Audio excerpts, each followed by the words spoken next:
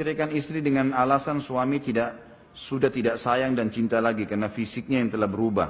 Apakah hadis tentang sahabiat yang ingin menceraikan suaminya yang mengadu kepada Rasulullah SAW bisa jadikan dalil bolehnya bercerai tentang masalah ini? Kalau menurut saya Allahu alam ya, Allahu alam. Menurut saya ini lebih baiknya jangan. Dan kalau ada perubahan fisik, cacat, ya, sudah tua, perubahan kulit, sabarlah, gitu kan? Sabar. Dunia sebentar. Kenapa gara-gara itu mesti cerai, gitu kan? Allahu alam. Yang saya tahu ya, maka hormatin, paling tidak kita tahu istri ini atau suami ini sudah berapa tahun berbakti dengan kita, berapa tahun sudah menemani kita. Ingat kebaikan orang teman-teman sekalian. Kata Allah, hal jazaul ihsani illa al ihsan. Kebaikan harus dibalas dengan kebaikan, gitu kan? Jadi kita, Allahu alam, ini saran saya untuk tidak bercerai. Nggak boleh, gitu kan? Kecuali terjadi pelanggaran syar'i. Tolok ukurnya boleh bercerai kalau pelanggaran syar'i. Maksiat, tidak sholat, mabuk, durhaka. Kalau perempuan suka selingkuh, ya, ini lain, cerai. Ini malah dianjurkan untuk tidak sama-sama. Nanti Allah Azza wa Jalla akan ganti yang baik-baik gitu. Tapi kalau hanya perubahan fisik, teman-teman sekalian. Sekarang kalau laki-laki yang bertanya, misal, saya nggak tahu nih ikhwat atau akhat yang bertanya. Kalau laki-laki yang bertanya, misal istrinya karena sudah berubah, sudah jadi tua, atau cacat kemudian diceraikan sama dia, misal, gitu kan? Misal, kita balik sekarang. Antum mau nggak? Pada saat antum cacat, istri antum tinggalin antum. Tanya diri sendiri. Ya?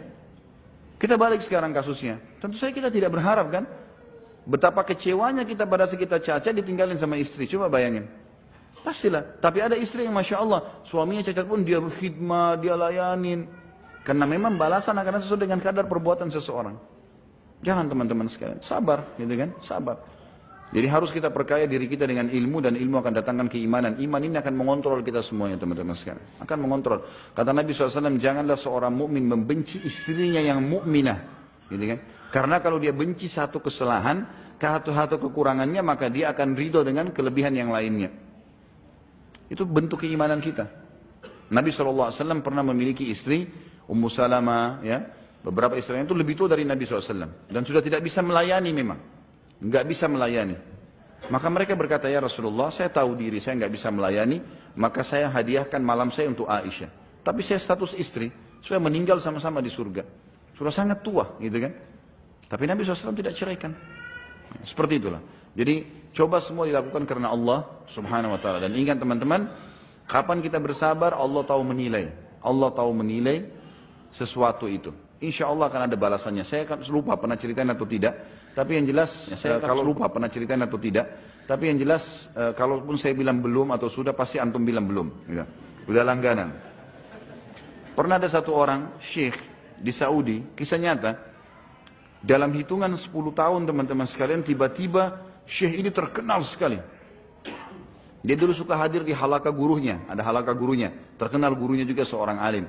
10 tahun kemudian, dia selalu ikut pengajian-pengajian itu, tiba-tiba dia buka halaka sendiri, dia sudah mulai bisa pengajian, dia buka halaka sendiri teman-teman sekalian, muridnya lebih meramai daripada gurunya. Ramai, setiap dia pengajian selalu penuh, ditanya sama dia. Ada beberapa murid tanya, syekh, apa rahasianya? Apa yang antum lakukan dengan Allah Azza wa Jal sampai antum dimuliakan seperti ini? Karena orang manggil orang pengajian kayak antum datang ini, siapa yang undang antum? Saya tidak bisa telepon satu-satu, datangnya. Antum datang sendiri. Bagaimana caranya? Kata dia, saya 10 tahun yang lalu, waktu masih hadir di halaqah syekh itu, pernah, syekh itu tahu kisahnya, gurunya tahu kisahnya. Pernah datang seseorang yang gagah, putih, laki-laki datang, selesai bubar pengajian lalu berkata pada guru saya, anak perempuan saya mau nikahkan. Saya mau nikahkan anak perempuan saya. Dan dia bilang, saya butuh seorang laki-laki syekh. Ada yang mau? Kebetulan dia bilang, saya masih bujang, belum nikah. Waktu itu lalu syekh saya tanya, kamu mau menikah? Ini ada orang tawarin. Saya lihat laki-laki ini luar biasa nih. Sempurna, gagah, tinggi, putih. Pasti anak perempuannya seperti itu. Baik, saya mau syekh. Langsung duduk si ayah perempuan tadi, pegang tanya si laki-laki, panggil 2 saksi. Kemudian laki-laki itu dikeluarkan, apa kau punya? Beberapa real, dikeluarin. Baik. Saya nikahkan kau sama anak perempuan saya, si Fulan binti Fulan, dan seterusnya. Akad nikah langsung. Saya terima nikahnya. Ikut ke rumah. Pada detik itu juga, pas tiba di rumah, dia bilang rumahnya mewah. Bagus sekali rumahnya. Saya masuk ruang tamu, kata mertua saya, tunggu sebentar. Saya akan persiapkan anak saya.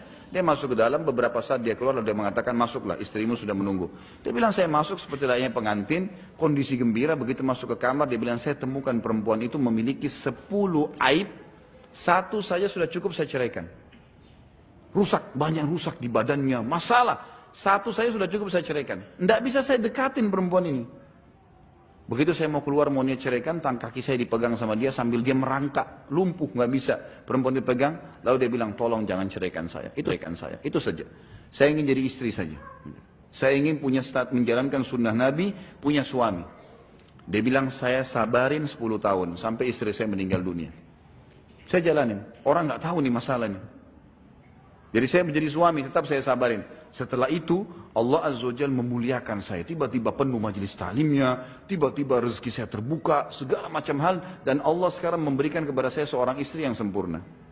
Kadang-kadang ada cobaan datang, Allah mau lihat sabar enggak nih? Gitu loh. Jadi coba sabarin teman-teman sekalian. Ya, dunia sebentar, dan orang mukmin itu enaknya kita selalu ingat, oh dunia sebentar, akhirat di sana.